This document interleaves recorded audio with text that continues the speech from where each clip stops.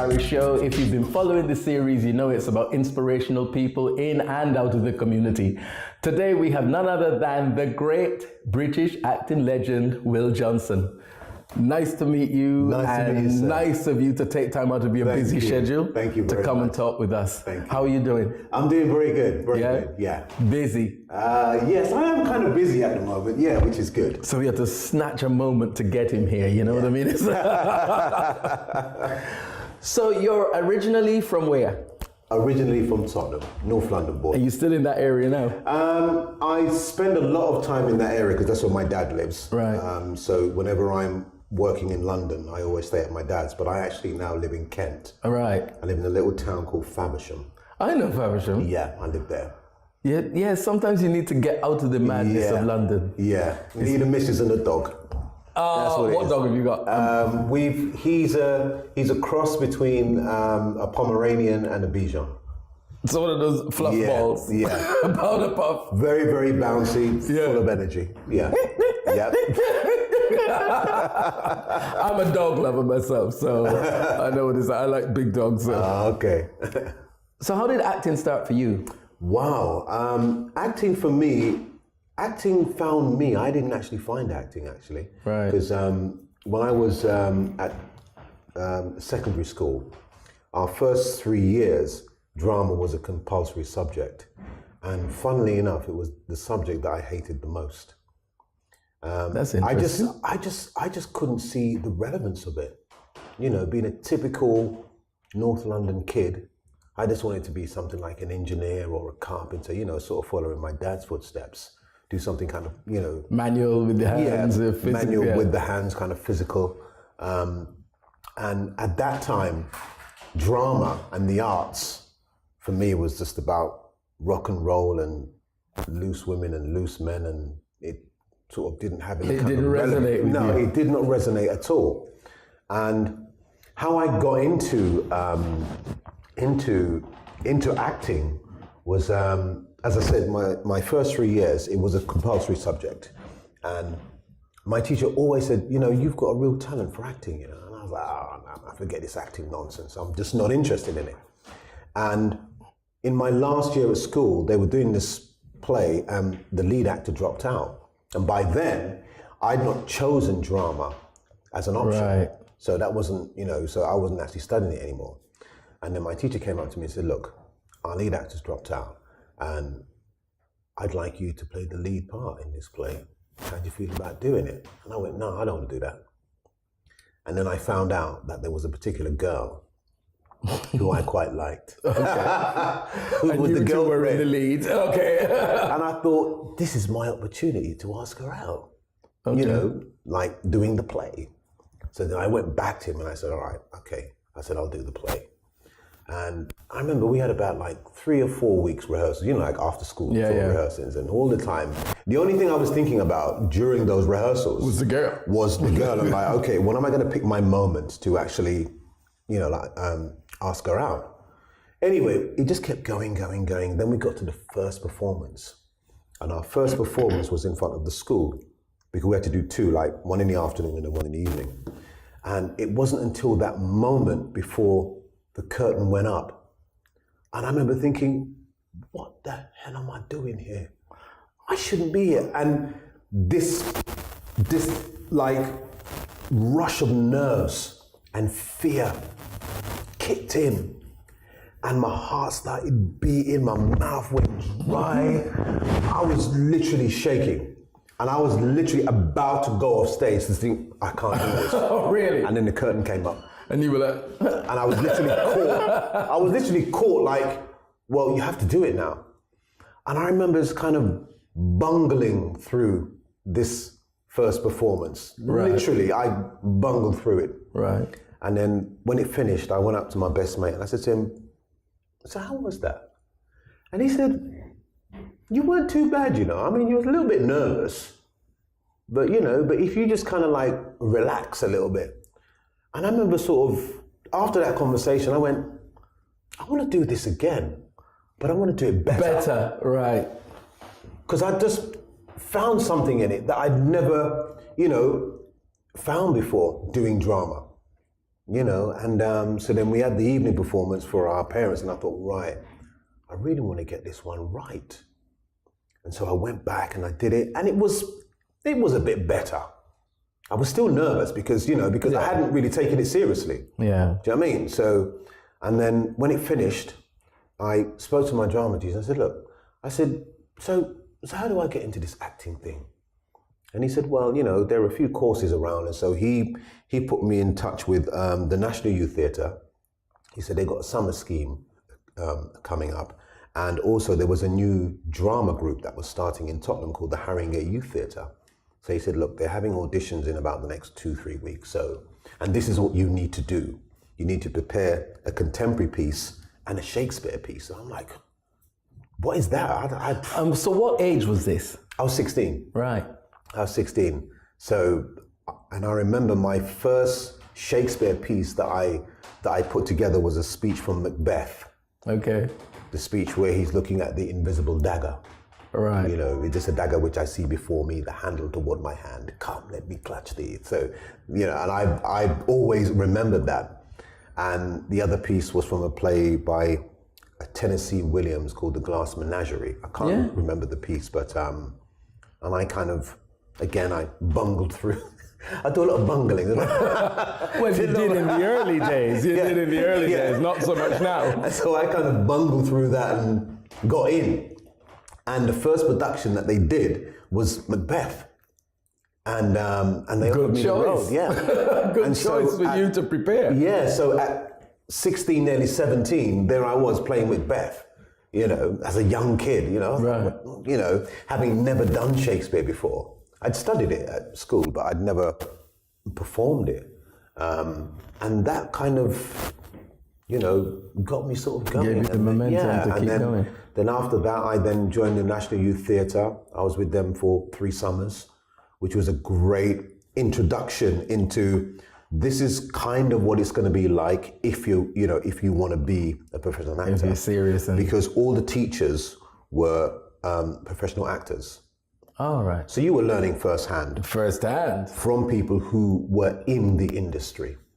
So it was a hard graft because it was like 6 weeks of, we had to rehearse 6 days a week, Monday to Saturday. And we rehearsed from 9 in the morning till 10 at night. And so you can imagine at 16, 17 going, 9 in the morning, and if you were late, you weren't allowed to participate. So you had to be on time. That was the rule. Discipline. Yeah. If you were 5 minutes late, you weren't allowed in the class. You had to go home. And if you were late a second time, they would kick you out. So you had to be on point. So that sort of taught us the whole thing about getting to work on time. Discipline. The discipline. Commitment. Yeah, exactly, all of that. So, you know, and then after the first summer with them, I then went to college and did my O-levels and my A-levels. And that's when I really started to get into drama properly. Right. You know, I did drama A-level at Kingsway Princeton College. And I remember in my last year, everybody was applying for drama school and all that. And then my sister said to me, so which drama schools are you going to apply for? And I said, none. And she said, why not? I said, I don't need to go to drama school. She said, yeah, but you need to learn. I said, listen, I will learn as I go along. Because I've always been that kind of person. I'm like very much hands-on. Show me and I'll copy it and learn it and then put my own style in there. That's my, you know, that was always my thing. And I said, look, I'd rather spend 3 years in the industry learning and getting paid rather than 3 years in an institution. And then by then I had enough of institutions, you know, like A-levels and O-levels. I thought, I can't be in another institution. I've got to get out because I thought this is not for me. I want the practical application of actually doing it as opposed to, you know, sitting down there and theoretical saying, you know, this is how you need to be in order to be an actor. You have to speak well and you have to do this, you have to do that. Because, you know, a lot of people were going to drama school at that time, especially people from outside of London. Right. And they were told, lose that Birmingham accent, lose that Mancunian accent, lose that Leeds accent, use that you know, Newcastle. Yeah, lose it all. You need to have an RP, which is received pronunciation, you know. So basically you sort of speak like this and you speak very well all the time. Yeah. That's what you needed to be in those days. It's different now. Do you know what I mean? But then there was a real stigma attached to If you had an accent that was quite pronounced. Yeah. And if you're a young black teenager, you were definitely stigmatized, like street hood, street rap. Right. And in order for you to lose that, then you need to become this. And I thought, I don't need to become anything. I am me. Whatever is put in front of me, I will play. There is a guy who's posh or somebody who's working class or somebody from South Africa. It doesn't really matter where. But that's what an actor is. You assume the role. Yeah, that's it. Whereas some actors, I have to say, they actually just play themselves. Yeah. Whatever they're in, they just are the same. Yeah. They do everything It's an extension of who they are because they have a very, very limited range. And the only range that they know is this range. Yeah. And you have certain actors who have, they've created a whole career from playing an extension of one character. Yeah. And they've done very well. It's like, I remember reading an interview, the actor who passed away a few years ago, Philip Seymour Hoffman. Okay. I think his name was. Oh, yes. Yeah, him. Great actor. Yeah. Wicked actor. And they said to him in this interview, they said, who do you admire the most as an actor? And he said, Harrison Ford. And they said, why Harrison Ford? And he said, because I find it incredible that he has been his whole career playing one character. And I find that remarkable because I couldn't do it. I couldn't just play one character throughout every single role. It's the same thing, just in a different costume, in a different setting, but the same character. He said, he's like, that and he actually meant it. He said, I really do admire that because I couldn't do that. I have to create different characters and be different people in different situations. Yeah. And that's what make it believable. That's the thing. Yeah. Because we can all try to be different characters in different settings, but it's not believable. They just still see you as that. Exactly. Yeah. I mean, I don't know if I should say this, but I find Michael Caine like that. It's like the one character in everything. Yeah, it's just an extension. Tone of voice, the attitude, the demeanor, everything is just the same. Yeah. So it's always been acting for you? Always been acting, always. There was no first job from school, leaving school, always been acting? Well, actually, before I got into acting, I did a year on the building site. Okay. Because since I was 11, I started working with my dad on the weekends. And that sort of came about only because there was one day I had the nerve to ask my dad if I can have a pair of Farah slacks. Farahs? Do you remember the Farah? Of course. And the Gabici, the same Gabici color. and all that. Yeah. And I said to my dad, I said, Daddy, can I have a pair of Farah slacks? And he just looked at me and he said, you want Farah slacks? Go work for it. That was it. I'm like, okay, I'll come and work with you then. But don't you just love your parents can bring you down to earth and just level it? Yeah, completely. It's like, by all means, you can have the Farahs, but come and work for them. Come and work for it. Because, Farahs don't drop out the sky. Exactly. And so I started working with my dad, Saturdays and Sundays on the weekend just to, and that's how I got my pocket money. Do you know what I mean? And so, by the time I was like 15, 16, I was wearing the Cecil G. Absolutely. I had the snakeskin shoes. From Davis on the road, I had the Chaparitas. I had the Sovereign. See, this is real down to earth, boy. Love it. Chaparita. And the Chaparita. And the Belcher. And the Sovereign. We could go on. Yeah, brilliant. So that was... so that was my background, you know what I mean? And at the same time as doing that, when you would then go and be Shakespeare. Yeah, and then I'd do me Shakespeare. But even before the acting, me and my brother, we started a sound system. Okay. In Tottenham, because as a young kid growing up, sound system, it was a rite of passage. Rite of passage. That's what it was, you know what I mean? So us and a few of them. What was the sound system name? We were called Raiders International. Okay. And we did a lot of house parties, Blues weddings, and christenings. We did a few blueses, you know, a few little sound clash. You know, man from South London say, yeah, we want to test, you know. And you're like, yeah, bring your things, you know. Now we have to make this clear. South London sounds are the best. We have to make this clear. Yeah? That's what they say, but anyway. Okay, North let's name London, them. mate. Saxon, Coxon, Shaka. Okay, moving on. Okay. Okay. You got that one there. Okay. Saxon Studio. All right. You know what I mean? A tip of iron in my name. Okay, right, good. cool. Moving on. How was your school life? My school, I tell you what, school for me was some of the best times. I was a good student at school. I was a good student. I never bunked off once from school. The only time I was off school was when I was sick. I was never late for school. I did all my homework. I was very fortunate that we were at a time where the thing for us was about who could be the best student. Wow. Who could get the top grades, who had the best handwriting, who had the best presentation of your homework. That's what it was all about. We was all in competition with each other. So it wasn't about, you know, I'm too cool for school. No. If you hadn't had your schoolwork down, then you were off. Yeah. Then you weren't cool. Yeah. But if you could do your homework, do your schoolwork, be the best student, you know, be the best dress, even going to school, man had to be styling it out, had to have the best uniform, had to have the best presentation, you know what I mean? So it was like, for us, you know, like everything we did was about pride. It was about pride. I totally understand. I totally get that. You know? Totally get that. So for me, school was a great time. I mean, yeah, you know, it had its ups and downs, obviously. Like everything in life. Like everything, you know, and, you know, there were certain...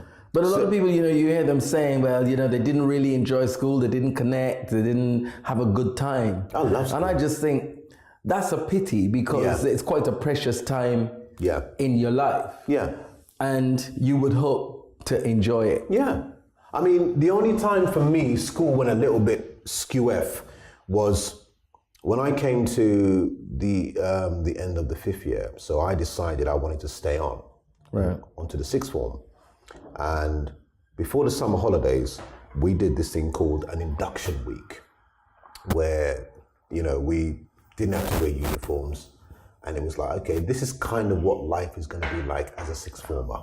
Yeah. When you come back in September. A little looser, a little freer. A little bit looser. You know, you can call the teachers by their first name. You don't have to wear uniform and all that. I'm thinking, oh wow, this is all cool. And but still a bit weird. Yeah, a little bit kind of weird. But I thought, okay, this is all right. And then we had this English lesson that we had to do. And we had to write down all the things that we liked about the 6th form and what we expected from the 6th form. And I remember writing out this essay. And at the end of it, the teacher said to me, he said, Will, can you come here, please? I said, yeah, sure, what? He said, this is a very, very interesting, you know, piece that you've written, but I'm not sure about the ending. And I said, yeah, it says exactly what's there. How I feel. Yeah. And he's like, yes, but I don't quite agree with it. And I said, it's very simple. Cut out the racism towards the black children in this school.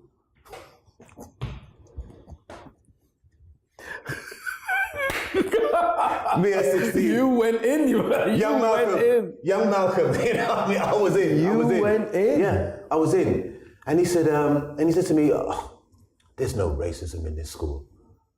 And I said, are you having a laugh? Of course there's racism. I said, there's racism everywhere. And there was racism in this school. A week later, my parents got this letter saying, dear Mr. and Mrs. Johnson, we don't feel under as though, because my full name is Wilbert, right? That Wilbert will be suitable for the 6th form. Kicked me out, mate. Really? Yeah, got kicked out. In spite of the fact that you were such a good, articulate student. Yeah. Never gave trouble. Nope. They said, we don't think he'll be suitable for the 6th form. Yeah, you might stir things up, you see. might make the people around you a bit more conscious of what's actually really going on. So when my mum read it, she was like, well, just got to college, innit? I went to college and got 4 O-levels, so I'm not complaining. Do you know what I mean? So I did really well. I did extremely well, you know, and then went on to do my A-levels. But it was just so interesting, even at that time, you know, being sort of like politically and racially aware of certain things. Not welcome. You know, and being able to speak out about it, but then being squashed. Thinking, no. Not welcome. Yeah. Because you'll cause too much upheaval and uproar if you start spreading that ideology around the fellow students. Yeah. You know, so they were like, no, we can't have that. So they kicked me out. So, but then again, in a funny way, that was the best thing, because then, as I said, I went on to do my O-levels and got 4 O-levels. Whereas if I'd have stayed on in the 6th form, I don't know if I would have done that well. Right. But I think that going to college was a real spur, because it was like that real sense of independence. And that's when I really started to learn. I felt as though the last 5 years in school, I hadn't really learned anything. It's only when I went to college, I thought, oh my God, because it's like, you know, they were encouraging, you know, free thinking.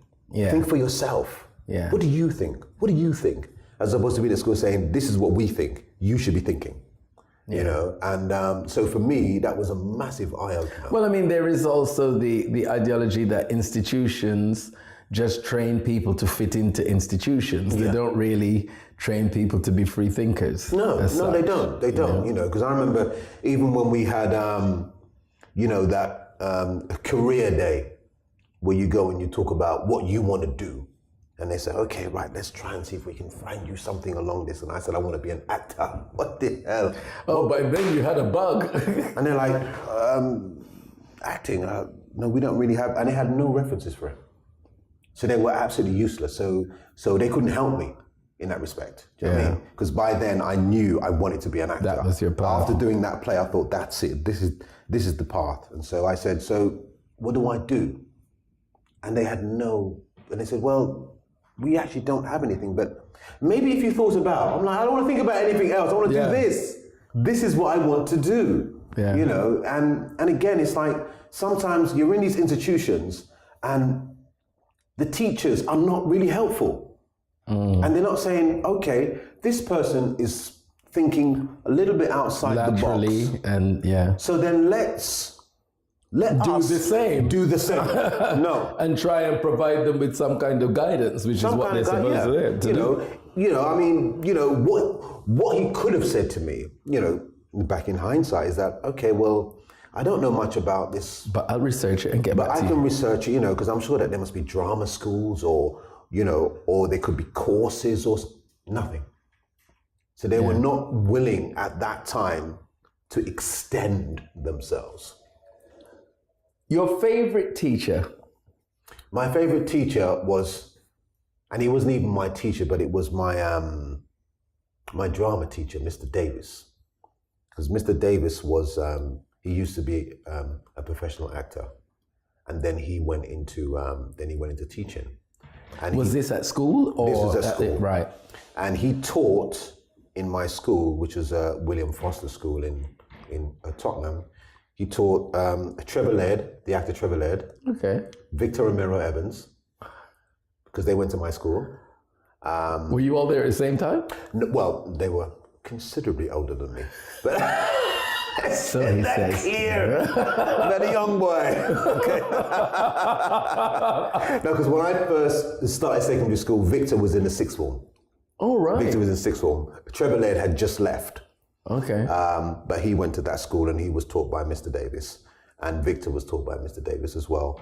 And do you remember the group Light of the World? Of course. Nat Augustine, he went to my school as well. So our school had this. That was quite a nest of talent. Yeah, a real nest of talent. You know, there was another guy named Weston Foster, who was in a group. Oh God, I can't remember the name, but they were quite a big soul group at the time. So there was a lot of creativity. Yeah. In Tottenham.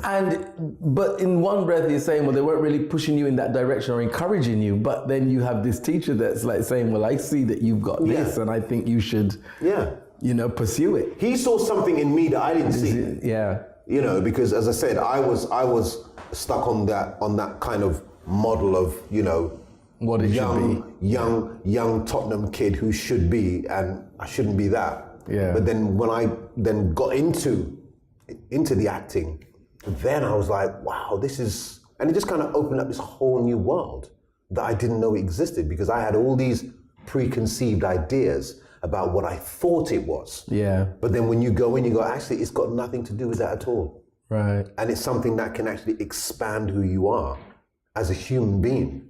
So Absolutely. I was like, so it was a revelation. As are most things, it's like if you go into it and take the right things out of it, most things will expand you as a human being. It's just whether you see it or not. That's right. That's right. Yeah, absolutely. So what was your first professional job? My first professional job was, I worked at a theatre company called Umoja Theatre Company, who were based in Camberwell. Right. That was 1984. And we did a production of Anansi the Spider-Man, which we toured around schools in South London. And I played Anansi the Spider-Man. I think I only got the part because I was so skinny. I could play a spider, you know what I mean? As he sits there with those arms and legs dressed in black, I think maybe. Look, the one foot. So that was my first job, and I just remember getting this job, and I was the happiest person in the world, because it was like, here I was being paid to do something you love. To do something I love. What a privilege. People don't understand what an honor and privilege it is to be able to be paid to do something that you love and enjoy, rather than being paid for something that you feel you have to do to pay bills. Exactly, yeah. And which must be soul destroying. And for me, it was the best thing in the world. We did I think it was a 6-week tour. So we did 2 schools a day. Wow. So it was hard. That's grueling. Yeah. What age was that? It was up to 11s. So it's between. But what age were you? Oh, I was 20. All right. Okay. No, 19, nearly 20. 19, nearly 20. That's quite a grueling schedule. Yeah, so, Because not only you're doing a matinee and an evening, it's like you're traveling to the next place as well. Well, actually, we did a morning and an afternoon. Matinee and morning, right. Okay. Yeah, and so, where we were traveling in one of those big vans, and then you had to kind of, do up the set, set up the whole thing yourselves, then perform it, then strike it all and put it back in the van. So that's 2 schools a day? 2 schools a day. Wow. Yeah, so it was tough. That's quite grueling. It was tough, but for me, I never saw it as hard work. Because I thought, well, this will never be as hard as the building site, so this is easy. I was a laborer on a building site, so this is easy. Yeah. You know what I mean? In terms of manual work. Yeah, picking up that wooden set and putting it against the wall here is not like digging trenches for foundations. It's no, this is not hard work. This is actually play, as far as I was concerned. You know what I mean? It was never, acting for me has never been hard. Because it's not hard work if it's something that you love. Yeah. And if there are challenges within it, then you welcome those challenges and you kind of move towards them. And as you said earlier, it's whether you see how those challenges are going to broaden you as an individual. Yeah. Make you better at what you do, make you a more rounded person even, You face that adversity, those challenges. Yeah. And that's the make or break of you, really. Absolutely.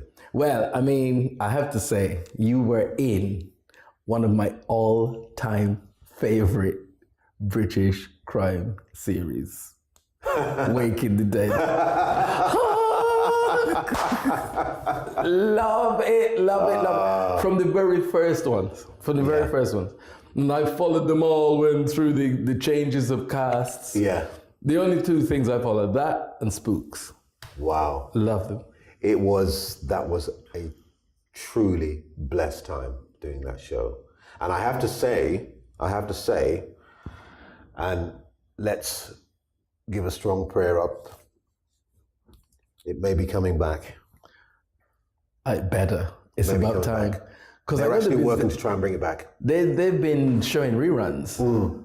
And as I said, you know, the casts have changed over the years. But yeah, I just absolutely love it. Yeah. They're actually, because the woman who created it, her name is Barbara Machin. She's been speaking to various companies, and a lot of people are very, very interested in actually bringing back The Waking of the Dead. A new series? Right. Yeah, new series, New series. So it's like us like 10 years down the line. Right, I mean, with the great goatee now and the... Yeah, because I mean, that was on a major, that was BBC. Yeah, that was one of their flagship shows. Yeah. It even won an Emmy in America. Yeah, which was just incredible, you know, we won the Emmy, I think it was 2007 for Best Drama Series, you know, which was... I can believe it. Yeah, which was... There have been a few drama series out that are on that caliber, I would say. But really and truly, I'm surprised it hasn't won more often, but maybe it's because the series stopped. We were never nominated for a BAFTA, which everybody was completely surprised about, considering that we'd won an Emmy. Yeah. But there you go. Love that show. I can't emphasize it enough. So tell her from Barry Thomas, she needs to work on it, push it, and get it back out there because we want it.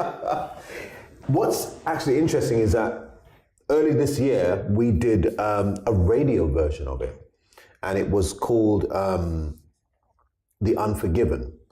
And it was The Waking the Dead. It was the cold case unit 15 years before the series started. So it was like when we first worked together. Right. And we did this 5-part radio drama, which went out on BBC Radio, I think it was in March.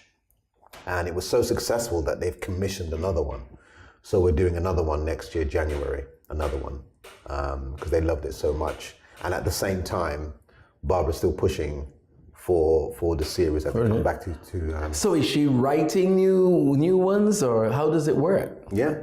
I mean, she's been writing it for years. Right. So she's got like loads and loads of stories. So it's just ongoing. Yes. But it's just that thing of like, you know, finding the right company to produce it, whether it's the BBC or it's Sky or whoever. I mean, there's some interest in the BBC. There's some interest in a few companies who are associated with Sky Television.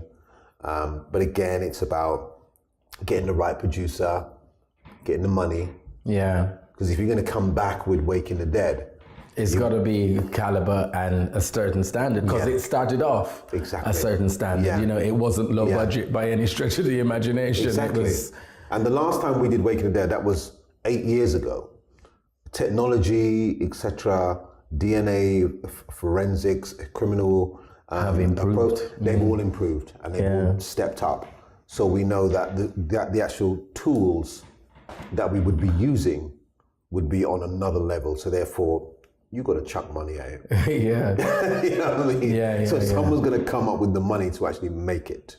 And that's where a producer's job becomes incredibly challenging, to convince people, listen, you need to spend this. Why? That's a big budget. Because, you know, and we'd have to do at least say, because they were crime doubles. Yeah, so it's like 2 hours, isn't it? 2 hours. So you're looking at 10 hours of television at least.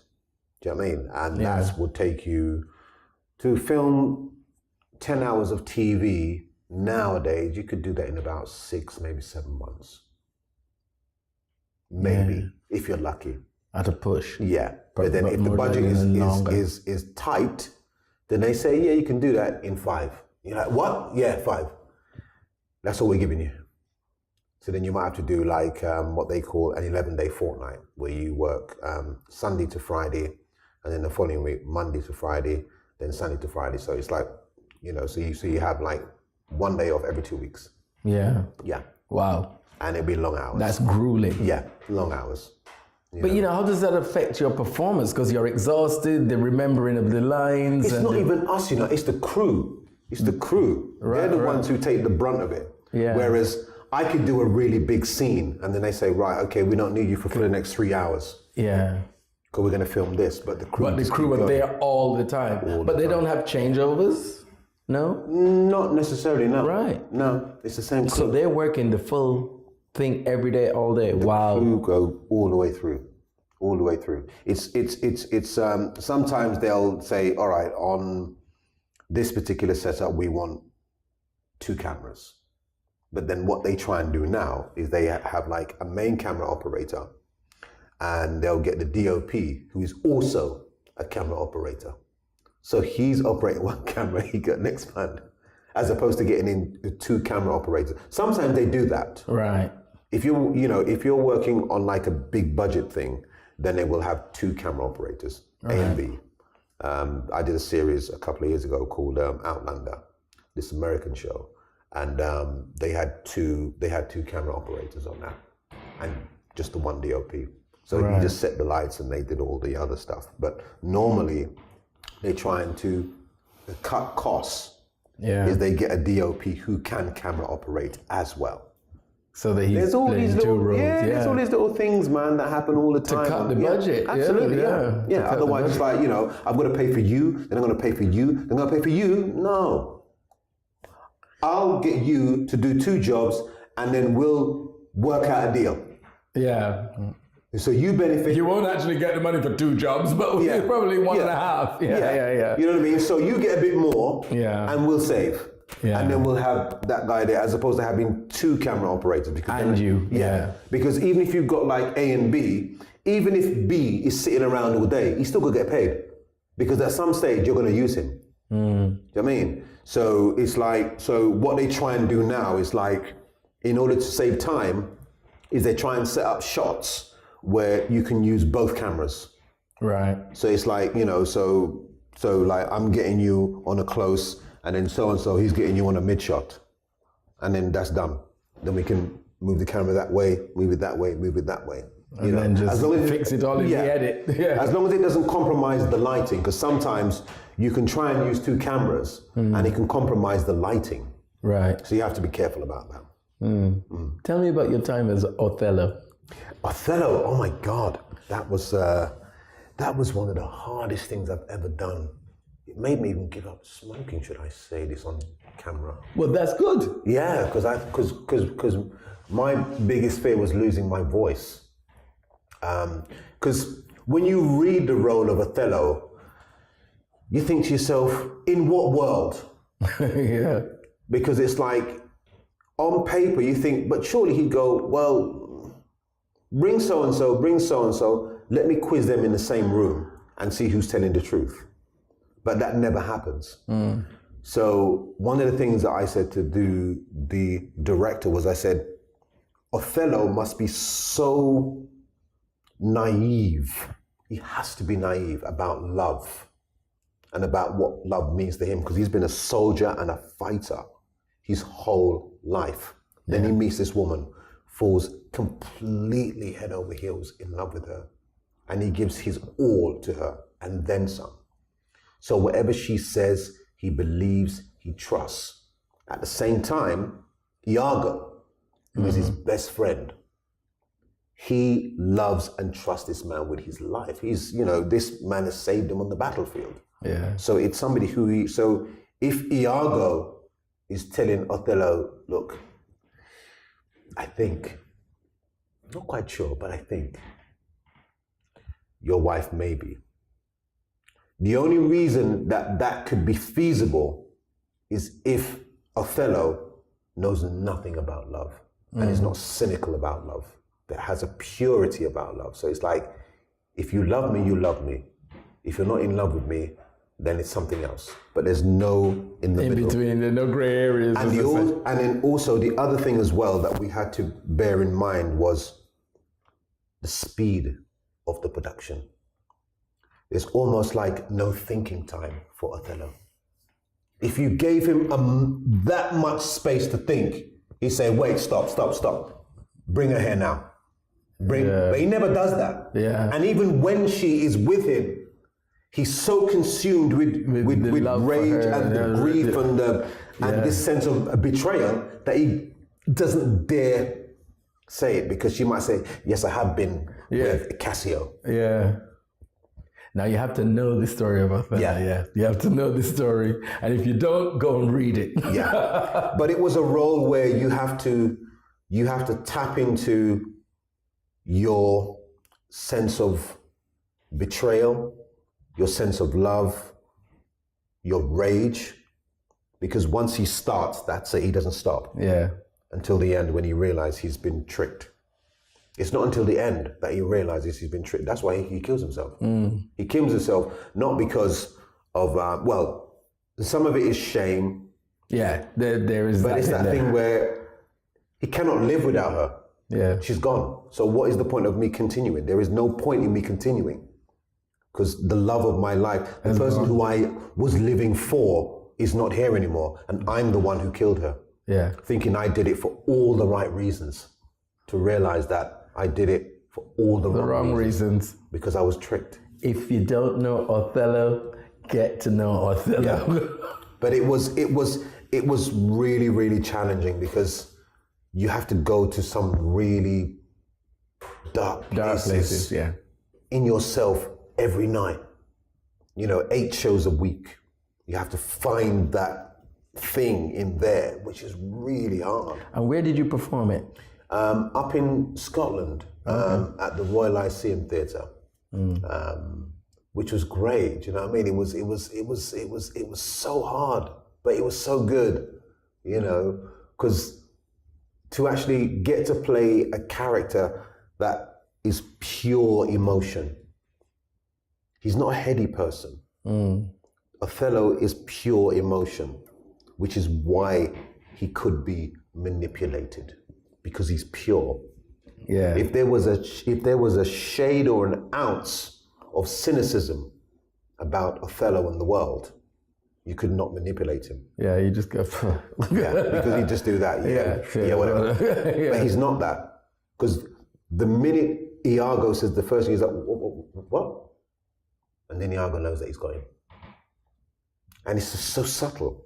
Everything that Iago does is subtle. A subtle manipulation. And he doesn't, he knows who he's dealing with. Yeah. And he knows that he doesn't have to overlayer it because Othello is so pure. That's why he can manipulate him like that. Fantastic. So we had to get that balance just right. Otherwise, the production would not have worked. Because I've seen many productions and I'm thinking, I don't believe this dynamic. Yeah. Because if you don't have Othello as this pure character, he has to be pure in order for him to fall. But I see the passion there even as you're expressing it. And I did that back in 2004, so that was a long time ago. Yeah, you know what I mean? And you still feel it. Yeah. So that's definitely one of the roles that you would say you played is in your repertoire, but broadened your acting skills. Absolutely. Because, as well as on an emotional and a spiritual and a psychological level, it's also on a physical level. Because the demands that the role requires for you to hit certain scales and certain notes within your voice, you have to know your apparatus. Yeah. So on a technical level, you have to know that you can go right the way down there and then come all the way up there and then do all the scales and everything else in between like that. So on a technical level, you have to know your voice and be able to control it so that it's not just this screaming rage. It's like there's rage, but rage could have like 20 different levels. Yeah. So it's measured as you're doing it and at the right level. So this rage is 3, that's 10, that's 11, that's 15, that's 4, that's 9, that's 8. So on that level, you have to almost you have to slightly kind of choreograph it. And then you've got to inhabit that with truth and with meaning. Yeah. But otherwise what could happen is that you go for this pure emotion, and then all the audience hears is just noise. Yeah. Because you just got this man that's going rah! And you don't even measure it. It's just that all the way through, which is like a monotone thing, but it's up there. And you've got to find those different layers of paranoia. Yeah. Of betrayal, of hurt, of shame, You know, there's all these different This things. right here is a masterclass in acting. This right here is a masterclass in acting. You're teaching. You're teaching. Without even knowing it, you're teaching. Yeah, but that's, but that's, for me, was the great sort of challenge about doing something like that. Yeah. So then when you come to then do a contemporary play, you know, each play presents its own sets of challenges and each role, but certain roles, Some more than others. Yeah. And they inform you so that when you come to do a contemporary play, then you're able to handle that one better because you know what you need to do. Do you have to have vocal coaching because when you're doing that number of shows, like a tour, you're using that voice. Yeah. It's more than likely sometimes if you're not using it correctly. Yeah. You need a vocal coach. You need a vocal coach. Because then they teach you how to use your voice properly. Otherwise, you lose it. Yeah. And I've been using my voice in theatre now for 33 years. So you get to doesn't look know, old enough. You know, Ignore the progress. He doesn't look old enough. You know, so you get to know how to use that. But then even the most experienced actors still have vocal coaches who will come in. You know, I did a show last year at the Old Vic, a play called Rosencrantz and Guildenstern is Dead, which is Now there's a title. that's a Tom Stoppard play, Right. with Daniel Radcliffe. Okay. He played one of the main parts in it, and we had a vocal coach who worked with us nearly every day for 6 weeks. So she would come in, we'd do like an hour's vocal work before we then start rehearsals. Yeah. Warm up the voice. Warm it up. Because it's, as you say, it sounds corny, but it's an instrument. It's an instrument. Absolutely. Before each show, you have to warm up your voice. Yeah, you can't go straight in there shouting and then you got a sore throat. Exactly. So you got to learn how to breathe, because your voice comes from down here. Diaphragm. It doesn't come from here. It doesn't come from here. It comes from your diaphragm, from here. So then you got to know, especially when you're doing Shakespeare, because throw that voice. And then there might be certain passages in Shakespeare where the thought is over 3 lines. So you've got to get that line out without actually taking a breath. Yeah. And it could be a long thought. Whereas if you pause it, you could break up the sense and the meaning. And the meaning, it alters it, changes it. Completely changes it. So you've got to, on that kind of technical level, you have to know exactly how to control that voice to get it all 3 lines out in one breath. That's it. And that's where the vocal That's almost like operatic training, isn't it? Exactly. Yeah, that's it. Tell me about your DJ instinct. Now we're on to the real work. Forget the acting, mate. It's all about the DJ. It's all about the ones and twos, what's mate. This thing, Will Johnson, doing Othello tonight and then going on to a blues to do something. What's going on there? DJing for me is the ultimate, because when you're acting, even if you're doing a one-man show, you are reliant on other people, on other things, on other elements. When you're DJing and you've got 2 decks and a mixer and you've got 3,000 people in front of you, whatever you do here affects them out there. It's a direct link. Do you know what I mean? And there's something about, connecting through music with people that is so hard to explain. It's just the ultimate buzz for me. And particularly our generation, we communicate through music a lot. Completely. We were always out together. It wasn't about going out to do anything other than just hear the music and dance and hear what was new, next import and the next, Studio One tune that's come over. It communicated through music, and we would be out together not even talking, but that connection is there. Exactly. And we learned so much through, I remember growing up in the 70s and learning so much about black culture through the music, through the conscious music that was being produced at that time, you know, and the groups that were coming out, you know, from Bob Marley to, you know, to Culture, the Wailers, you know, Peter Tosh, Dillinger, you know, all these cats that were around during the 70s and the 80s.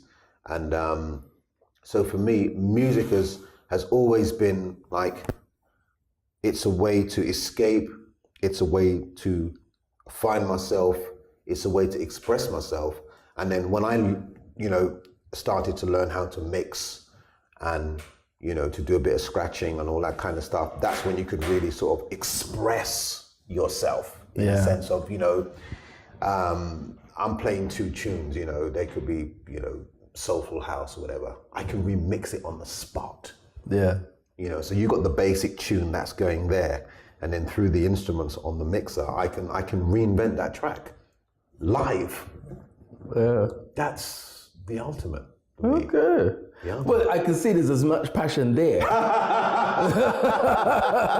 if not more, dare I say. And then when you were talking about acting, people have said to me, if you had a choice between being a professional DJ, you know, like a Calvin Harris, you know, being mega successful and touring the world and acting, would you choose? I said, I'd choose DJ, man.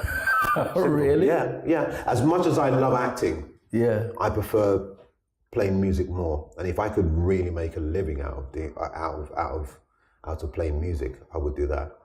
You're doing pretty well with the acting. The acting's going very well. I ain't gonna knock the acting. You're doing pretty well. But if I, you know, was in a position where I could kind of put the acting aside for a few years and just focus on the music, I would just focus on the music. Yeah. So what are your projects at the moment? What are you up to now? At the moment, I've just finished working on an independent film, which is a really, really interesting project. It was called The Strangers. And it's a kind of... In the UK? In the UK. Okay. My bits were filmed in Brixton. And that's about as UK as you get. Yeah. And in Bow. Right. And it's a project which this company, they're trying to pitch to Netflix to then produce as a TV series. Okay. So what they've shot is what they're now calling a feature pilot. So basically you shoot a 2-hour film, which then you pitch to Netflix. And if they like it, then they will throw money behind actually. And you could develop it further. You know, develop this as a series, but the introduction, you've already got it. Right. I've already given you the actual package. So the part I played in it was it's post-apocalyptic World War III. So this country now is being run by corporations, and I am the CEO of one of those major corporations. He is the guy with ultimate power. Okay. To the point where he doesn't have to wear it because he has it. He is it. Yeah. He is power. Yeah.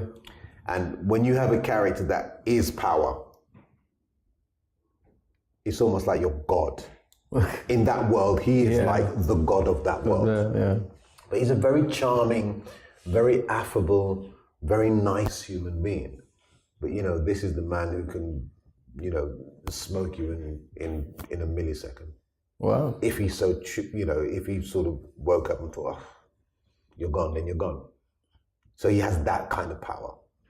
So it was very interesting because I never played a character like that, where, you know, and you kind of think, is it an obvious choice to sort of playing sort of charming?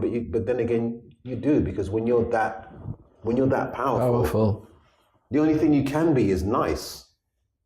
Yeah. You don't have to be horrible. Yeah, because you're in control of everything. Because you're in control of everything that's around you. Yeah. Everybody that is around you bows to who you are. No need to be nasty. So therefore you can be, you know, you can just take your time.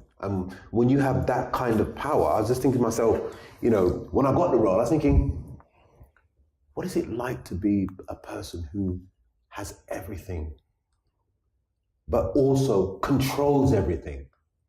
Because you could have everything, meaning you've got £1 billion in the bank, so meaning I can almost buy anything that I like. That doesn't necessarily mean that you're the most powerful cat in the room. Right. You know, but then it's a bit like you've got like a Donald, like a Trump. He's a powerful man. No matter what we may think of him or his politics, he has power. Absolutely. Real power. And this character has that kind of power. So that was really interesting, actually playing that kind of character, and it was a joy. So looking forward and hoping for that one to be. Yeah. That was such a nice project to actually get involved in. At the moment, it's that phase now where you're going for loads and loads of auditions. Yeah. Because I'm trying to make that leap over to America now. So I'm going up for loads of American stuff, and you're sort of getting close to this and close to that and close to that. But then when you move into that next arena, then you're up against cats that have done big movies, big TV series in America. And 9 times out of 10, the people producing those shows will go to what they know. Yeah. And they say, but so-and-so's done so-and-so, so we're going to choose him as opposed to choosing him. Yeah. You know what I mean? So I'm kind of in that middle ground at the moment where you're kind of a little bit frustrating. Yeah. Because I've done my first... I can actually do this. But I'm not being given the opportunity because probably the name isn't big enough, or you haven't seen anything major in America. But they've seen me in America because fortunately I did a series which was out last year called Outlander. And that was my first American role in a major American TV series. So that was great to do that, and be a kind of a semi-regular character. But getting one gig, it's almost like they can say, but that's a bit of a fluke, though, isn't it? You need to get the number 2. Yeah. And they think, okay, he's a bit, and then once you get the third and then start getting these gigs a habit. Then they go, all right, okay, he's here to stay. He's real. He's the real deal. He's the real deal. Yeah. So it's about trying to make that leap onto the next one. It will come in time. It will come in time. Yeah. Patience. Perseverance. As they say, there's no such thing as good luck. Good luck is when, let's see, I want to get this quote right. Good luck is when preparation meets opportunity. That's it. Yes. That's it. That's the one. Yeah. I love that. Yeah. And it's true. There's no such thing as good luck. It's like you throw your hat in the ring and you've done the work beforehand so that if you are called, you're ready. There you go. That's it. You're not going and fluking. Yeah. With your busy schedule, what does Will Johnson do to look after himself and keep his equilibrium? Cycling. I was very impressed today, I have to say. Cycling and boxing. Right. And watching movies. Yeah. I'm a real movie fan. So is that a daily thing? You do cycle, do some boxing training? Or as just as often as you can? I cycle every day. I cycle every day. I try and do at least 20 miles a day cycling. Boxing. You see, these spider legs are strong. Yeah. Spider legs are strong. These are very strong. You know what I mean? Boxing, when I'm able to, I train about 3-4 times a week. Okay. Yeah. Train about 3-4 times a week. I've been doing it since over 20 years now. All right. So I'm going to handle myself, you know what I mean? Give it some of that. Good. I'm south. Well, everybody has to have their therapy, whatever it is, whether it's running, training, whatever, meditation, a massage. Everybody has to have their thing. That's my thing. The cycling and boxing. And also going for nice bike rides in the country with my wife, which is actually, and then we'll stop at a nice little country pub and have a nice beer. Will, thank you so much. Thank you. It's been wonderful talking to you. Thank you very much. Thank you. You see, you too can do it. You too can do it. Inspiration right here. Thanks again. Thank you. Thank you for tuning in. Thank you for watching. And if anything in the show resonates with you, please leave us a message. Okay? Take care. See you next time. Bye. Good.